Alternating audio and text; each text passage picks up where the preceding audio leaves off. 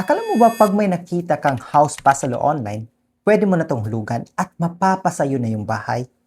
What if I tell you na maraming mga taong naghuhulog ng ilang taon pero hindi pa rin nila nakukuha yung titulo?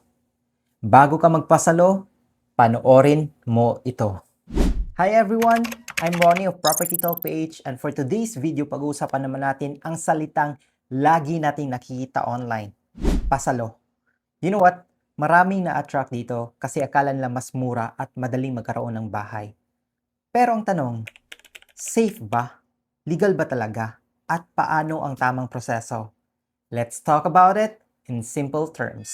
Guys, ito ang madalas na nangyayari. May nakita kang post, rush sale, low cash out, continue monthly payment. At ang inisip ng karamihan, wow, ayos to. Ang laki ng matitipid ko dito kaysa bumili ako ng brand new property. Pero ang hindi alam ng marami, hindi lahat ng pasalo ay pare-pareho. At dito na pumapasok ang problema. May bumibili at nagbabayad ng milyon, pero hindi pa rin nalilipat sa kanila yung loan. Or mas malala, hindi pa rin sa kanila nakapangalan yung bahay. Kaya bago magdesisyon, kailangan nating intindihin kung paano ba talaga ito ginagawa. Guys, kung ang bahay ay naka-housing loan kay Pag-ibig, may official way para mag-assume ng property. Actually, hindi ito tinatawag na simple assume lamang. Sa Pag-ibig, it is treated as a new purchase or repurchase of the property. Meaning, ikaw bilang buyer ay mag-a-apply ulit ng bagong housing loan kay Pag-ibig. At yung loan amount mo is based sa remaining balance ni seller. Kaya dapat ka rin ma-approve ni Pag-ibig. So, paano naman kapag hindi ako member ni Pag-ibig? Don't worry kasi pwede ka pa rin mag-qualify. Kailangan mo lang bayaran yung equivalent of 24 months membership contributions, guys. So ano ba mga requirements ang inahanap nila? Una is yung housing loan application.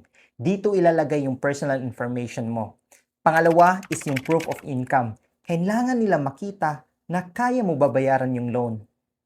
Pwede kang magsumiti ng Certificate of Compensation, latest ITR, financial statements, at iba pang mga proof of income.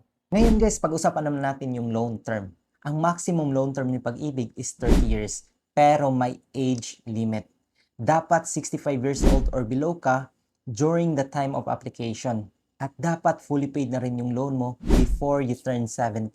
Example, kung 30 years old ka, pwede ka pa rin kumuha hanggang 30 years loan term. Kung 45 ka naman, a maximum of 25 years. Kung 55, 15 years. At kung 60 years old ka na ngayon, a maximum of 10 years na lang ang pwede mong kunin. At you know what? May magandang balita. As of 2026, hanggang 10 million pesos na ang maximum loan amount ni Pag-ibig para sa mga qualified borrowers.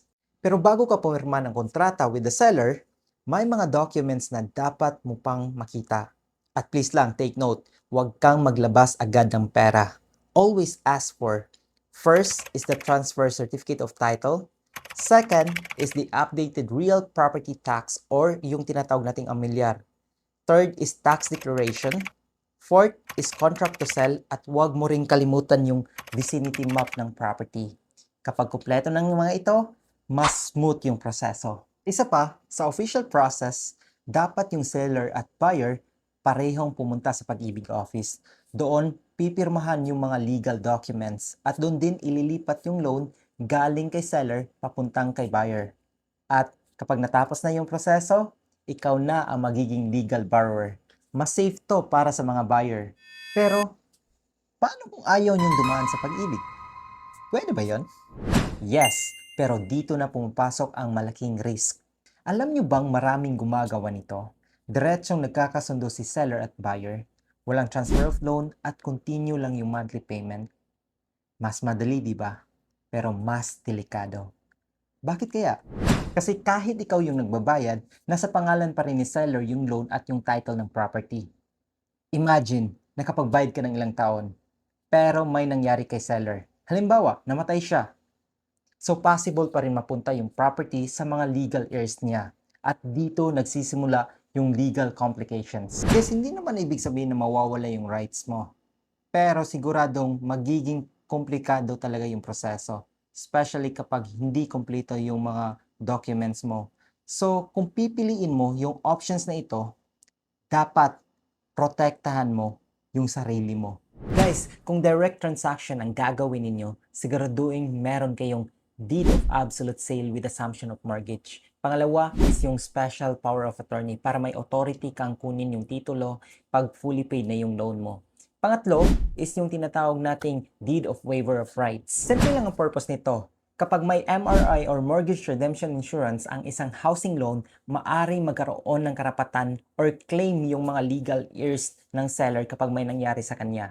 Ang deed of waiver of rights ay isang legal document kung saan sinusuko ng seller ang lahat ng karapatang nakasaad dito at para matulungang maiwasan ang mga future disputes or claims depende sa sitwasyon. Para malinaw ang magiging rights ng buyer, kailangan mo rin ng Certificate of Full Payment kapag fully paid na yung property, affidavit, Memorandum of Agreement or MOA, claim stub, valid ID ng seller, at iba pang mga supporting documents depende sa transaksyon.